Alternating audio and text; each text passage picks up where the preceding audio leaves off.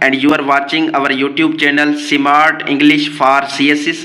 आज के इस लेक्चर में हम कोर्स की आउटलाइन को डिस्कस करेंगे।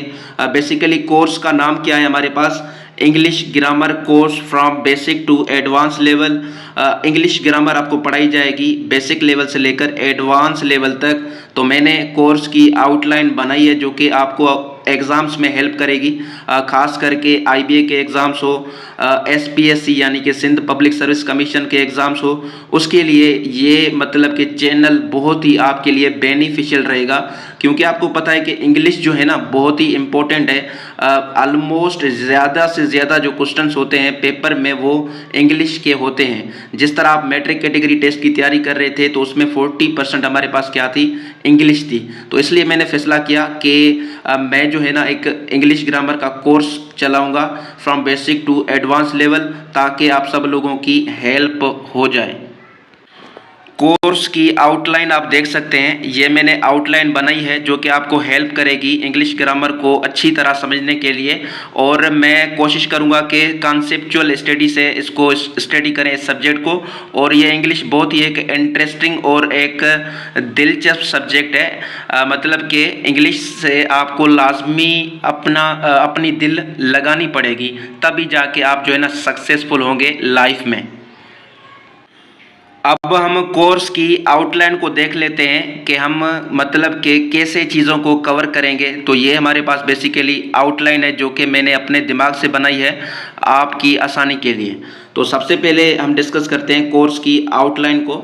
सबसे पहले हम ये पढ़ेंगे कि basically what is a language, ज़बान होती क्या है, लैंग्वेज होती क्या है। ठीक है, दुनिया में हमारे पास डिफरेंट कंट्रीज़ है, हर मुल्क में अपनी ज़बान बोली जाती है। लेकिन आपको पता है कि जो इंग्लिश है वो एक इंटरनेशनल लैंग्वेज है, तकरीबन सारे ममालिक में ऑफिशियली तौर पर बोली जाती है, इसलिए इसकी इम्पोर्टेंस ज़्यादा है। उसके बाद हम पढ़ेंगे कि जी difference between grammar and grammar. ठीक है, ग्रामर हमारे पास दो हैं, एक हमारे पास है AR वाला ग्रामर, दूसरा हमारे पास है ER वाला ग्रामर। तो इन दोनों में क्या डिफरेंस है, फ़र्क है, इसको डिटेल से हम पढ़ेंगे। उसके बाद हमारे पास आ रहा है जी letter shapes kinds in detail. हम लेटर को पढ़ेंगे, हुरूफ को पढ़ेंगे। हुरूफ की जो इंग्लिश में शेप्स होती हैं, जिस तरह आपने सुना होगा कैपिटल लेटर्स, स्मॉल लेटर्स, उसको डिटेल से डिस्कस करेंगे। उसके बाद जो काइंड्स होते हैं लेटर्स को, उसको भी बहुत डिटेल से डिस्कस करेंगे। जिस तरह आपने सुना होगा consonant letters, Wavell letters, semi Wavell letters, इसको कॉन्सेप्ट के साथ पढ़ेंगे।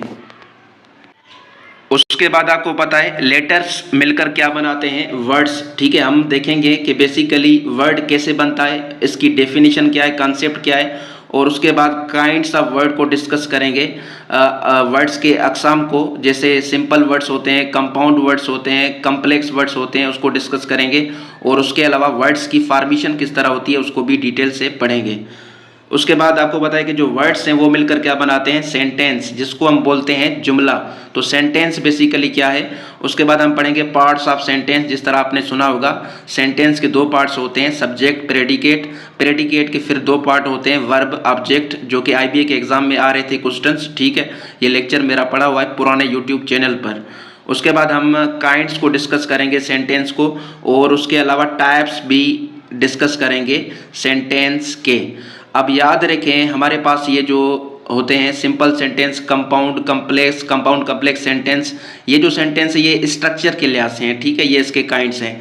बाकी जो काइंड्स होते हैं वो फंक्शंस के लिहाज से होते हैं। जिस तरह आपने सुना होगा positive sentence, negative sentence, interrogative sentence, interrogative, negative, imperative, optative, exclamatory, ये जो मतलब के है ना ये फंक्शंस के लिहाज से हैं काइंड्स सेंटेंस के। तो इनको डिटेल से पढ़ेंगे, बड़ा ही सब्जेक्ट क्या होता है, प्रेडिकेट क्या होता है, वर्ब क्या होता है, हम इसको कैसे फाइंड कर सकते हैं, तो ये सारी चीज़ें हम डिटेल से पढ़ेंगे। उसके बाद जो मेन हमारे पास है वो है parts of speech in detail. Parts of speech हम ऐसे नहीं पढ़ेंगे कि डेफिनेशन मतलब कि noun, what is noun, noun is a naming word, ऐसे नहीं पढ़ना, हम बहुत डिटेल से पढ़ेंगे। लेट सपोज हमारे पास 8 पार्ट्स ऑफ स्पीच है, noun, pronoun, adjective, verb, adverb, preposition, conjunction, interjection. तो हम जैसे नाउन को पढ़ेंगे तो नाउन का पूरा कॉन्सेप्ट समझेंगे, उसकी डेफिनेशन को भी देखेंगे, उसके बाद उसके एग्जांपल्स रियल लाइफ में देखेंगे, उसके बाद नाउन के जो काइंड्स हैं, ठीक है, उसको डिटेल से डिस्कस करेंगे। फिर जो नंबर्स ऑफ नाउन है, सिंगुलर प्लूरल, उसको डिटेल से डिस्कस करेंगे। फिर जो हमारे पास जेंडर्स होते हैं नाउन्स के, masculine, feminine, common, neuter gender, इसको डिटेल से डिस्कस करेंगे। उसके बाद फंक्शंस ऑफ नाउन जो होते हैं, नाउन कैसे काम कर सकता है सेंटेंस में, मतलब कि इस तरह डिटेल से पढ़ेंगे। बाकी जो हमारे पास पार्ट्स ऑफ स्पीच है, जिस तरह प्रोनाउन है, एडजेक्टिव है, वर्ब है, एडवर्ब है, प्रीपोजिशन है, कंजक्शन है, इंटरजेक्शन है, तो इस तरह डिटेल से हम जो है ना चीज़ों को कवर करेंगे। और उसके अलावा आइडेंटिफिकेशन भी करेंगे पार्ट्स ऑफ स्पीच की, कि हमें कोई सेंटेंस मिला हुआ है तो हमें कैसे पता चले ये वर्ब है, ये जो है ना प्रीपोजिशन है, ये एडवर्ब है, ये नाउन है, तो उसको भी हम डिटेल से देखेंगे। उसके बाद हम देखेंगे आर्टिकल्स को, ठीक है, जिस तरह आपने सुना होगा ए, एन, द, ठीक है, इंडेफिनेट आर्टिकल्स और डेफिनेट आर्टिकल्स, इसका बड़ा यूज़ होता है, इसको डिटेल से डिस्कस करेंगे।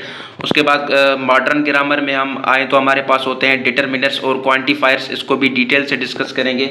उसके बाद जो मेन चीज़ है वो है टेंसेस। टेंसेस को हम डिटेल से डिस्कस करेंगे, उसकी स्ट्रक्चर को भी देखेंगे, ठीक है। बेसिकली टेंस हमारे पास 3 होते हैं, ठीक है, present tense, past tense, future tense. मज़ीद जो है वो क्या होती हैं, वो ब्रांचेस होती हैं, वो टेंस नहीं होती बल्कि टेंस की ब्रांचेस होती हैं, ठीक है, ये बात लाजमी याद रखें। और उसके अलावा हम सिर्फ टेंसेस की स्ट्रक्चर नहीं पढ़ेंगे, ठीक है, हम जो है ना यूजेस भी पढ़ेंगे। कि मिसाल के तौर पर हम पढ़ रहे हैं प्रेजेंट सिंपल टेंस, तो प्रेजेंट सिंपल टेंस किस किस जगह पर इस्तेमाल हो सकता है, मतलब कि उसके यूजेजेस को भी अच्छी तरह से पढ़ेंगे, फिर हमें टेंसेस जाके समझ आ जाएंगे। उसके बाद हमारा जो मेन टॉपिक है वो है पंक्चुएशन, ठीक है। हम कोई भी चीज़ लिखते हैं तो उसमें हम फुल स्टॉप, कामा, सेमीकोलन, कोलन, ब्रैकेट्स, पैरेंथेसिस, ठीक है, इंटरोगेटिव मार्क, एक्सक्लेमेशन मार्क, ये यूज़ करनी पड़ती है, ये एक्सप्रेशन को जाहिर करते हैं। तो ये बड़ा ही अहम टॉपिक है पंक्चुएशन राइटिंग स्किल के लिए, इसको भी डिटेल से पढ़ेंगे। उसके बाद active voice and passive voice, ठीक है। लेट सपोज मैं कहता हूँ आई ईट मील, मैं खाना खाता हूँ। अब मैं कहता हूँ कि मील इज़ ईटन बाय मी, ठीक है, तो ये आई ईट मील ये एक्टिव वॉइस है, और मील इज़ ईटन बाय मी ये क्या हो गया, पैसिव वॉइस हो गया। तो एक्टिव वॉइस और पैसिव वॉइस किस सिचुएशंस में हम जो है ना यूज़ कर सकते हैं, और पैसिव वॉइस कैसे बना सकते हैं एक्टिव वॉइस सेंटेंस से, उसके सारे रूल्स को हम बहुत ही अच्छे तरीके से कवर करेंगे। उसके बाद हमारे पास है जी इम्पोर्टेंट टॉपिक जो कि स्टूडेंट्स को मोस्टली समझ में नहीं आता, वो है नरेशन। नरेशन एक मतलब के इम्पोर्टेंट टॉपिक है, ख़ास करके आप देखें जो IBA के अपर लेवल एग्ज़ाम्स होते हैं या SPSC के या किसी भी कमीशन के, उसके लिए ये नरेशन टॉपिक बहुत ही इंपॉर्टेंट है।